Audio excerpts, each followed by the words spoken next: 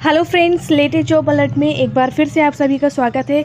जी हाँ फ्रेंड्स, जिसका आप सभी को इंतजार था, एसएससी की तरफ से दिल्ली पुलिस की जो भर्ती निकलने वाली थी वो भर्ती निकल चुकी है। उसका नोटिफिकेशन जारी किया जा चुका है।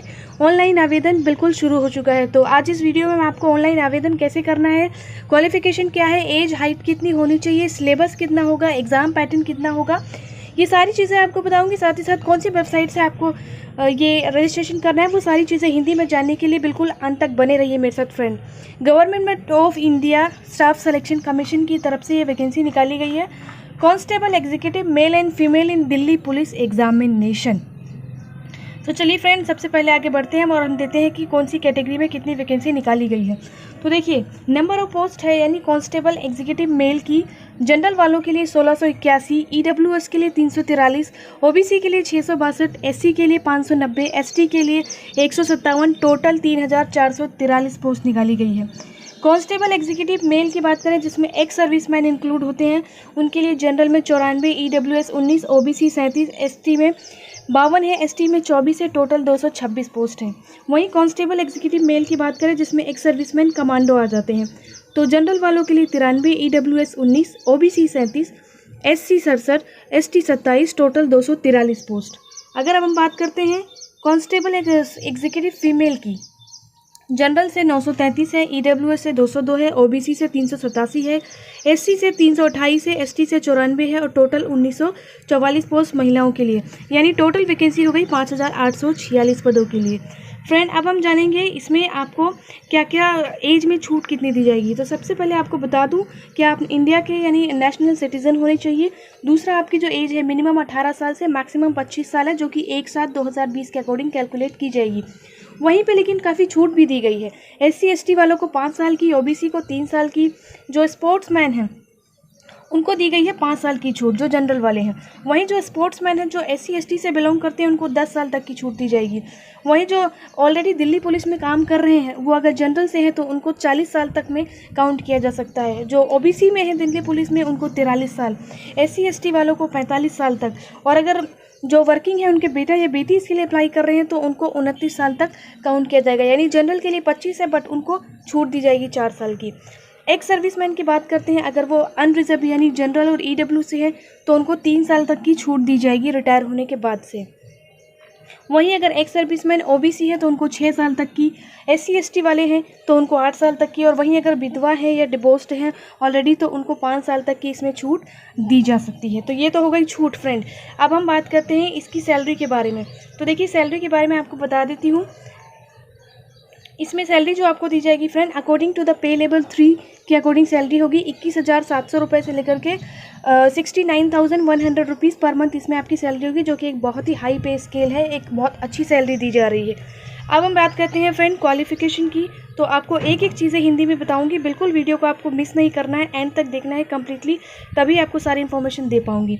तो देखिए फ्रेंड, इसमें 12th क्लास होना चाहिए, सीनियर सेकेंडरी एजुकेशन होना चाहिए किसी भी रिकॉग्नाइज बोर्ड से। लेकिन कुछ लोगों के लिए 11th पास आउट भी अप्लाई कर सकते हैं, जैसे कि अगर किसी के मदर फादर ऑलरेडी वर्किंग है तो उनके बेटा या बेटी अप्लाई करते हैं तो वो लोग 11th पास आउट भी हो सकते हैं। ये इनके अलावा बैंड्समैन है, बगलर है, mount constable, driver, dispatch rider है, जो कि दिल्ली पुलिस में ही काम करते हैं, तो उनके लिए 11th जो पास आउट हैं वो लोग भी एलिजिबल हैं। वहीं अगर हम बात करें मेल कैंडिडेट्स की तो उनके पास वैलिड ड्राइविंग लाइसेंस होना चाहिए मोटर व्हीकल या कार का।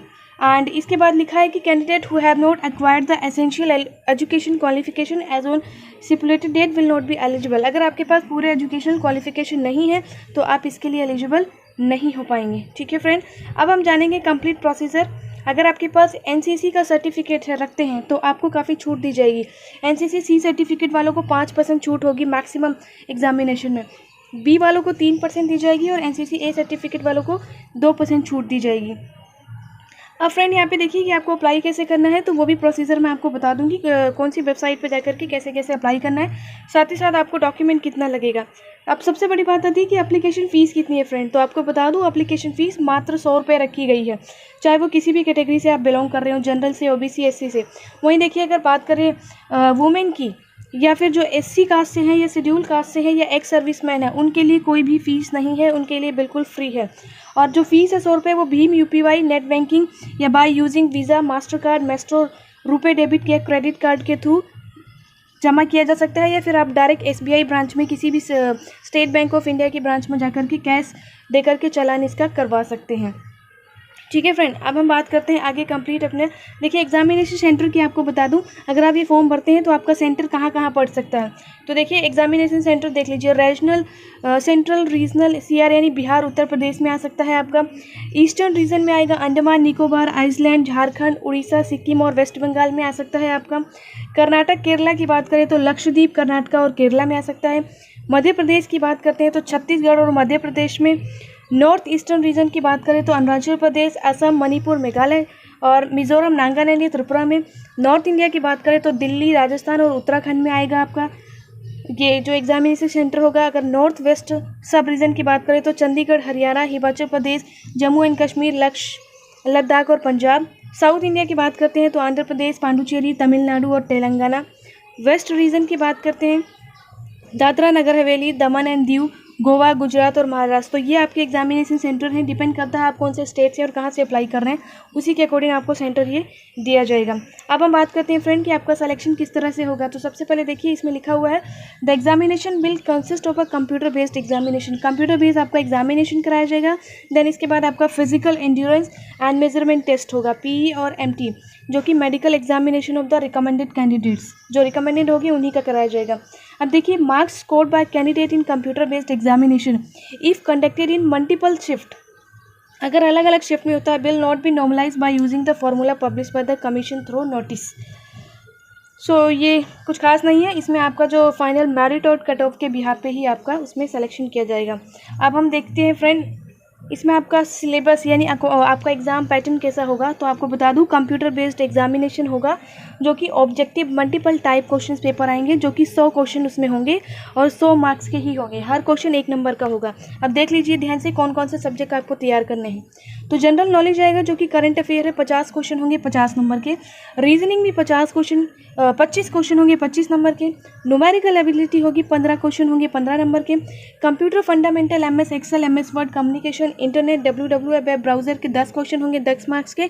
टोटल आपको 90 मिनट का समय दिया जाएगा। 100 मार्क्स के क्वेश्चन होंगे 100। अब देखिए यहाँ पे ध्यान से देख लीजिए friend, there will be a negative marking भी है। अगर आप कोई भी गलत आंसर देते हैं तो उसका 0.25 मार्क्स काट लिया जाएगा, यानी 1/4। तो आप ध्यान से उसका आंसर दीजिएगा, अगर नहीं मालूम तो आप उसको छोड़ दीजिए, वरना आपको जो मार्क्स मिला है वो भी आपका कट सकता है। उसके बाद computer based examination will be conduct in only Hindi and English, 2 he language में किया जाएगा, या तो हिंदी में या तो इंग्लिश में। अब देख लेते हैं फ्रेंड फटाफट सिलेबस क्या क्या आएगा। तो जनरल नॉलेज की बात करते हैं तो देखिए फ्रेंड इसमें questions will be also designed to test knowledge of current event in such of matter of everyday observation experience in their scientific aspect many may be expected education pattern, यानी day to day आपके जो आप daily life में observe करते हैं आसपास आपके क्या घटित हो रहा है, वो देश दुनिया में वो सारी चीज़ें, जैसे कि देख लीजिए इसमें आएगा sports, history, culture, geography, Indian economy, general polity, Indian constitution, scientific research, ये सारी चीज़ें आएंगी जनरल नॉलेज में। रीजनिंग की बात करते हैं फ्रेंड तो इसमें भी देख लीजिए जैसे कि इसमें आएगा analogy, similarity and differences, spatial visualisation, spatial orientation, visual memory, discrimination, observation, relationship concept, arithmetical reason and figure, classification, arithmetic number series, non verbal series, coding and decoding, ये हो गया रीजनिंग। न्यूमेरिकल की बात करते हैं फ्रेंड तो देख लीजिए यहाँ पे आएगा number system, computation of whole number, decimal and fraction and relationship between numbers, fundamental arithmetical operations, percentage, ratio and proportion, average, interest, profit and loss, discount, mensuration, time and distance, ratio and time, time and work, ये सारी चीज़ें numerical ability. Computer की बात करते हैं तो इसमें देखिए element of word processing, basing, opening and closing, documents, text creation, formatting the text and its preparation, feature, presentation. MS Excel में बात करते हैं तो element of spreadsheet, editing of cell, function and formula. Communication की बात करते हैं तो email, sending, receiving of emails and its related function. वहीं internet, WWW and web browser, internet services and internet URL, HTTP, FTP, website, blog, web browsing software, search engine, chat, video conferencing, e banking, ये सारी चीज़ें आपकी computer based होंगी। तो all question paper shall be matriculation level, मतलब 10वीं आपने जो 10वीं क्लास पढ़ी उसी के लेवल के अकॉर्डिंग इसमें आपसे क्वेश्चन पूछे जाएंगे। अब हम बात करते हैं फ्रेंड फिजिकल स्टैंडर्ड यानी फिजिकल एंड्योरेंस एंड मेजरमेंट जो टेस्ट होना है आपका उसका। तो देखिए अगर आपके साथ 30 साल तक कैलकुलेट की गई है छूट देने के बाद, तो आपकी जो 1600 मीटर की रेस है आपको करनी है वो है 6 मिनट में। अगर वही अगर बात करते हैं लॉन्ग जंप की तो 14 फीट की रहेगी। हाई जंप की बात करें तो 3 फुट 9 इंच की रहेगी। अगर हम बात करें 30 से 40 साल वाले एज की छूट के बाद, तो 1600 मीटर की race 7 minute, long jump 13 feet और हाई जंप 3 फीट 6 इंच। अगर हम 40 साल के ऊपर वालों की बात करते हैं तो वही 1600 मीटर की रेस को 8 मिनट में ख़त्म करना है। लॉन्ग जंप रहेगी 12 फीट की और हाई जंप रहेगी 3.3 की। ठीक है फ्रेंड, तो ये तो मैंने बता दिया फिजिकल एंड्योरेंस। अब हम बात करते हैं मेज़रमेंट की। तो बात करें अगर हम फ्रेंड की हाइट कितनी होनी चाहिए आपकी, तो मिनिमम जो 170 सेंटीमीटर हाइट होनी चाहिए। अब इसमें कुछ छूट भी दी जाएगी, 5 सेंटीमीटर छूट दी जाएगी हील एरिया वालों को। एंड इसके बाद 5 सेंटीमीटर की छूट दी है एससी कैटेगरी वालों को, 5 centimetre in case of son of servicing retired और डिक्रीज दिल्ली पुलिस। अगर उनके ऑलरेडी रिटायर्ड हैं या वर्किंग है तो उनके बेटों को 5 सेंटीमीटर की छूट दी जाएगी। चेस्ट की अगर हम बात करें तो 81 सेंटीमीटर चेस्ट चाहिए, मिनिमम 4 सेंटीमीटर 4 सेंटीमीटर फुलाव के साथ चाहिए। वहीं पे छूट दी जाएगी 5 सेंटीमीटर की हील एरिया वालों को, 5 सेंटीमीटर की एससी वालों को, 5 सेंटीमीटर की सन जिनके ऑलरेडी वर्किंग है या रिटायर्ड है। ठीक है friend. Physical endurance test for the female, वो जो मैंने बताया वो मेल का था, अब ये है फीमेल का। 30 साल की एज वाली महिलाओं को 1600 मीटर की रेस 8 मिनट में, लॉन्ग जंप रहेगी उनकी 10 फीट, हाई जंप रहेगी 3 फीट। 30 से 40 साल वाली महिलाएं हैं जो है 1600 मीटर की रेस को कंप्लीट करेंगी 9 मिनट में, लॉन्ग जंप है 9 फीट, हाई जंप है 2.9। अब वो 40 साल के ऊपर जो है वो है 1600 मीटर रेस को 10 मिनट, लॉन्ग जंप 8 फीट में और हाई जंप रहेगी 2 फीट 6 इंच। ठीक है, तो ये महिलाओं के लिए है। एंड अब हम बात करें अगर इनके लिए, तो इनकी हाइट होनी चाहिए महिलाओं की 157 सेंटीमीटर। वहीं पे जो छूट दी जाएगी, जो हील एरिया वाले रेजिडेंट पीपल हैं 2 सेंटीमीटर, SC ST वालों को 2 सेंटीमीटर और 5 साल डॉटर होगी उनकी डॉटर को छूट दी जाएगी जिनके ऑलरेडी वर्किंग है या तो फिर रिटायर्ड हैं। तो ये तो मैंने आपको बता दिया फिजिकल आपका कितना क्या होना चाहिए। अब हम बात करते हैं फ्रेंड, यहाँ पे देखिए आपको सारे प्रोसीजर आपको बता दूंगी कौन कौन से आपके डॉक्यूमेंट लगेंगे, तो ध्यान से देख लीजिए ये डॉक्यूमेंट देने हैं, क्योंकि एक भी डॉक्यूमेंट अगर आपने नहीं दिया तो फिर आपका सिलेक्शन नहीं होगा। तो देखिए आधार कार्ड होना चाहिए जो कि विदाउट प्रिंट आउट होना चाहिए, ई आधार का ही, original Aadhaar card, voter ID card, driving licence, PAN card, passport size photo, ID card issue by university college या स्कूल। अगर आपने ग्रेजुएशन की है, 12th पास आउट है, जो भी है तो उसका स्कूल कॉलेज का ID card, employer ID card, अगर आप वर्किंग है तो आपका ID कार्ड, और ex serviceman discharge book issue bye minister of defence, और जो एक्स सर्विसमैन है कमांडो ऑफ डिफेंस से उनको उनका डिस्चार्ज बुक। तो ये सारे डॉक्यूमेंट आपको अपलोड कर देने हैं। और इसके बाद एनी अदर फोटो है bearing valid ID card issue by the central and government. ठीक है फ्रेंड, अब हम बात करते हैं देखिए अब आपको मैं बताती हूँ जो मोड ऑफ सिलेक्शन है आपका कैसे किया जाएगा।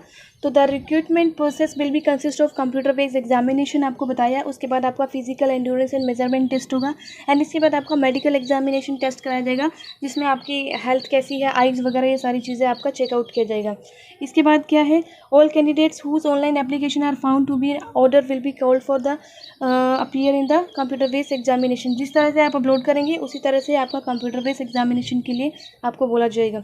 इसके बाद क्या है, communication will conduct the examination all candidates in computer based only. Admission certificate or computer based examination will be uploaded on the website of concerned SSC regional office, यानी ओनली SSC के वेबसाइट पे ही आपको ये upload कर देना है। अब देखिए फ्रेंड इसमें क्या है, candidate scoring below mention cut off marks normalise will be considered eligible for short listing to the next stage, यानी PE और MT के लिए। अनरिजर्व वाले 35, जो उसके बाद SC ST OBC EWS वाले 30 नंबर और ESM वाले 25 नंबर कंडक्ट करते हैं, तो उनको आगे PE MT के लिए बुलाया जाएगा फिजिकल मेंटेनेंस टेस्ट के लिए। अब हम बात करते हैं फ्रेंड सिंपली कि इसको आपको अप्लाई कैसे करना है। तो देखिए अप्लाई करने का सिंपल सा प्रोसीजर है, आपको www.delhipolice.in पर यहाँ पे आपको एडमिशन सर्टिफिकेट वगैरह मिलेगा। अप्लाई करने का जो लिंक है वो SSC वाली वेबसाइट पे ही आपको जा कर के अप्लाई करना है। आगे देखते हैं फ्रेंड इन्होंने क्या दिया हुआ है, सारी चीज़ें आपको पता चल जाए ताकि आपको फॉर्म भरने में ये आपका कोई क्वेश्चन ना रह जाए फ्रेंड। तो ये तो मैंने आपको बता ही दिया कि डॉक्यूमेंट कौन कौन से लगेंगे, एंड यहाँ पे आपको ये रजिस्ट्रेशन का प्रोसेस बताया हुआ है किस तरह से आपको अप्लाई करना है। अगर आप कहेंगे तो उसका भी वीडियो मैं बना दूंगी कि किस किस तरह से अप्लाई करना है। तो देखिए सबसे मोस्ट इंपॉर्टेंट थिंग ये है कि डेट ऑफ ऑनलाइन एप्लीकेशन वो है 1 अगस्त से, आज के दिन से ही आज से अप्लाई करना शुरू कर सकते हैं। लास्ट डेट जो है वो है 7 सितंबर, और लास्ट डेट और जो फ़ीस करने की है, फ़ीस पेमेंट करने की, वो भी 9 सितंबर है। और last date and timing for generation of online challan अगर आप बैंक से कराते हैं तो 11 सितंबर लास्ट डेट है इसकी। ठीक है फ्रेंड, तो ये तो हो गया आपका मेन। और एग्जामिनेशन की बात करें तो 27 नवंबर से लेकर के 14 दिसंबर के बीच में आपका एग्ज़ाम के लिए कभी भी आ सकता है शिफ्ट। तो ये तो हो गया मेन। एंड अब फ्रेंड आप लोगों को अप्लाई करना है https://ssc.nic पर जाकर के इसके लिए आपको अप्लाई कर देना है। तो फ्रेंड अगर आप चाहते हैं कि इसका अप्लाई करने का प्रोसीजर वीडियो में बनाऊं, किस तरह से अप्लाई करना है, तो आप मुझे नीचे कमेंट बॉक्स में लिखिए। ज़्यादा से ज़्यादा कमेंट आएंगे तो मैं डेफिनेटली आप लोगों के लिए ये वीडियो बना दूँगी, और 300+ लाइक आए तो डेफिनेटली बनाऊँगी। सो फ्रेंड वीडियो अच्छी लगी तो लाइक कर दीजिए, ज़्यादा से ज़्यादा शेयर कीजिए, और कुछ भी अच्छा लगा कमेंट करके मुझे बताइए वीडियो कैसी लगी आप लोगों को। Thanks for the watching, best of luck.